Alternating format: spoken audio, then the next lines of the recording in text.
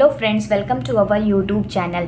आज के इस वीडियो में मैं आप लोगों के लिए एक और क्वेश्चन लेके आई हूँ, जो कि है if 4 points with their positive vector A B C D are coplanar.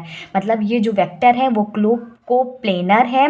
Then prove that A B C is equal to B C D plus C A D plus A B D. ये जो bracket लगा है उसको S T P हम लोग भी पढ़ते हैं, ठीक।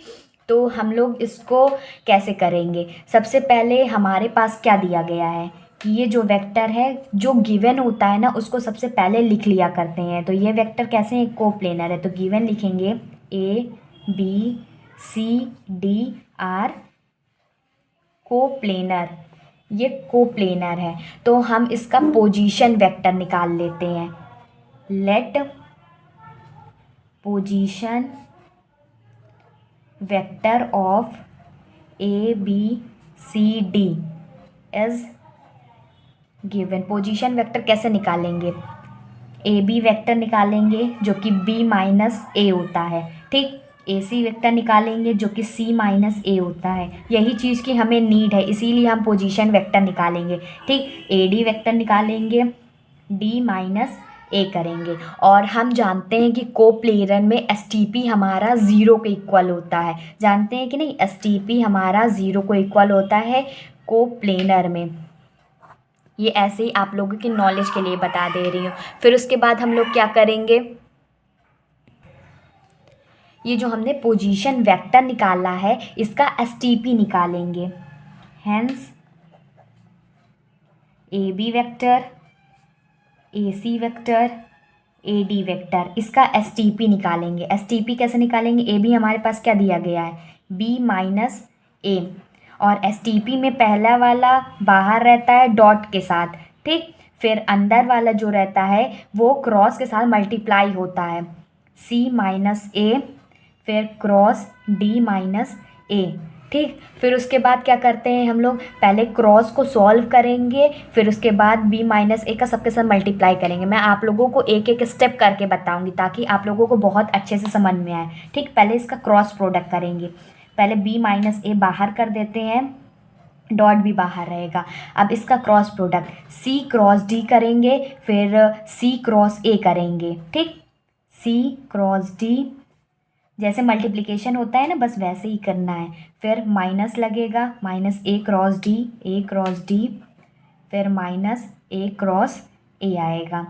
और एक बात आप लोग याद रखिए, जब कोई टर्म रिपीट होती है एसटीपी में, जैसे ए है, बी है, सी है, तो उसकी जो वैल्यू होती है वो हमेशा ज़ीरो होती है, ठीक। यहाँ पर रिपीट हुई है तो यहाँ पर हम ज़ीरो लिख देंगे। बी माइनस ए बाहर, ये क्या हुआ? सी into D minus C into A minus A into D. यहाँ पर ए इंटू ए कितना हो जाएगा हमारे पास? ज़ीरो हो जाएगा, माइनस,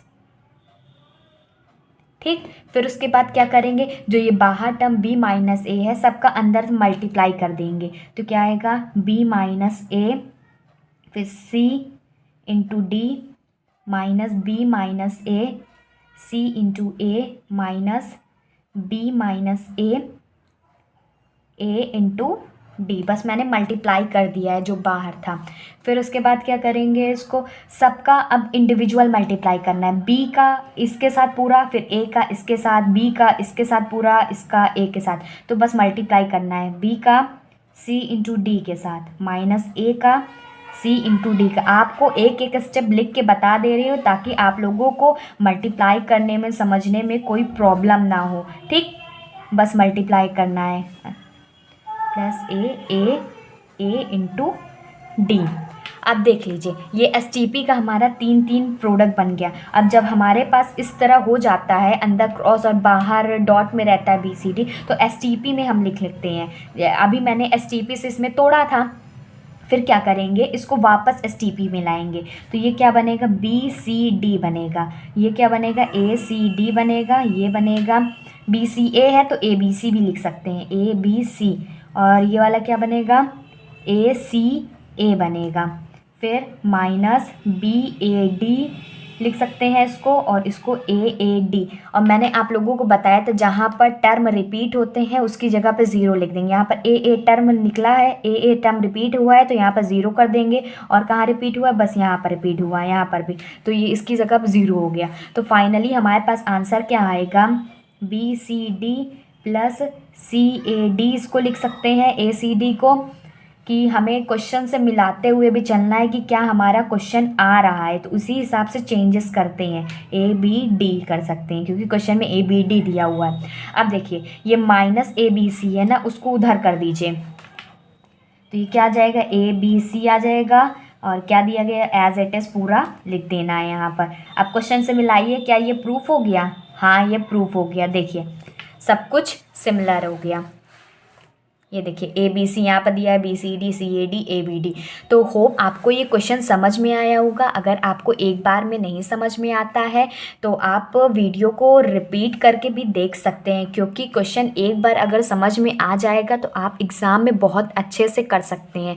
ठीक ऐसे ही मैं आप लोगों के लिए मोस्ट इम्पॉर्टेंट क्वेश्चन उसके सॉल्यूशंस प्रोवाइड करती रहूँगी। तो नए हैं तो चैनल को सब्सक्राइब कर लीजिए, वीडियो को लाइक और शेयर कर दीजिए। मुझे बस आप लोगों का सपोर्ट चाहिए। Goodbye and stay safe.